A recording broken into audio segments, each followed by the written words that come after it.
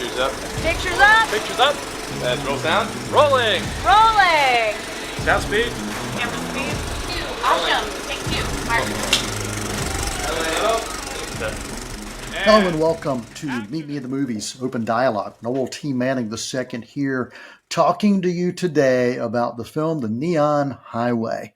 The legendary Beau Bridges stars as the singer who has had some rough days, and he's really thinking now that maybe life has passed him by and nobody remembers who he once was.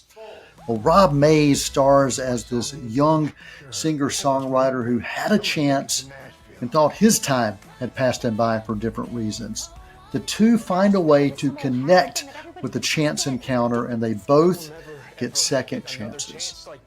The movie Neon Highway is about second chances. It's about grace. It's about relationships and friendships and opportunities that have passed us by and new opportunities that find their way on our doorstep. We're really happy to have both Beau and Rob with us right here on Meet Me at the Movies. Hey, thank you guys so much, Beau and Rob. Really appreciate you spending time with us right here on Meet Me at the Movies as we talk about the Neon Highway. Yeah, well, thanks for having us. I've got to tell you, some of my earliest memories are tied to songs, to music, to lyrics. And I'd love for each of you to share the impact of music and lyrics and songs within your own lives. Well, music has always been an important part of my family. I mean, it's just huge. And I guess it started with my mom and dad loving it. My dad loved to sing. And I remember back in the day, he had a lot of musician friends. I remember Meredith Willson sitting down at the piano and composing a lot of the songs that went into some of his plays. And I was a little kid listening to that. And then now in my family, I have 5 kids and 6 grandchildren. And I got a big Indian powwow drum sitting in my living room that they pound on, and a lot of guitars around. And we just, most of the time when everybody gets together, we end up singing and making music together. And Rob, I know that you are a singer and songwriter, but talk about those earliest memories, maybe the impact the music had on those early years of your life. Man, in such a big way. I mean, I remember I came home from, I don't know what it was, preschool, kindergarten, daycare. I don't know what it was. I was like 5 years old, whatever you're doing at 5.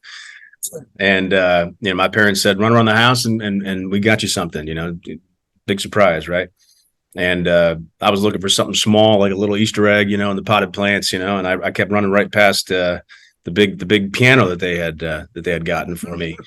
And man, I hated taking piano lessons. I didn't like it. I didn't like studying. I didn't like any of that. But what I loved was being able to take what was on the page and then be able to kind of improvise and then make it my own. And it gave me a sense of purpose. It allowed me to kind of express myself in my own way. I think in this day and age, or even growing up, it's hard to be heard in a household, full of kids and parents and everyone's busy schedules. But when you could take that moment, take those few minutes to listen or write a song or, play a song, it's magic. Yeah, it's beautiful. It is magic. Absolutely, it is magic. And I think another thing that's magical is something that speaks to me from the Neon Highway, and it's the impact of mentors and the impact of relationships that we build in our lives and those that we surround ourselves with. So I'd love for each of you, if you could, share something about a person who maybe influenced your life and choices you made, or maybe an opportunity you had to be a mentor for someone else.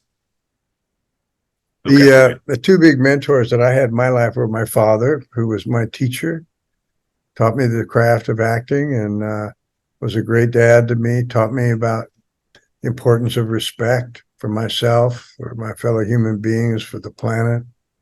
Then my college basketball coach at UCLA, John Wooden, was a real Yoda in my life, like he was to so many other people. Wrote a thing called The Pyramid of Success. And to Coach, success had nothing to do with winning, had to do with finding peace of mind and all the blocks of the pyramid leading to success, what you need. And finding peace of mind happens when you leave the task knowing that you've done your very best. And the two cornerstones of the pyramid, industriousness, hard work, and joy, because Coach said anybody can bring hard work to the table, but when you bring it in combination with joy, that's when great things happen. Rob, anything you want to add relating to that as well?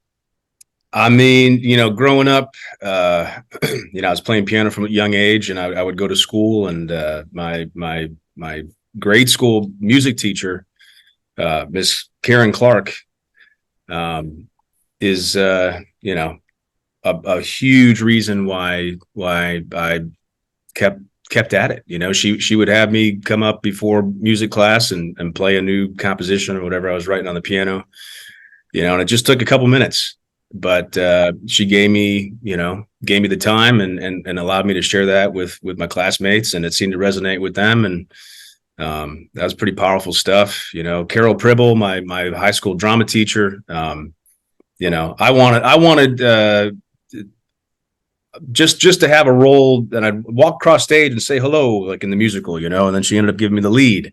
And I was like, I don't want that, and that was a big undertaking. But it, props to her and so much gratitude, because she saw something in me that I definitely didn't see in myself. And, I wouldn't be here today doing what I'm doing if it weren't for the two of them, and last but not least, Ryan Doki took a publishing meeting years ago, and 3 years ago, in fact, 3.5.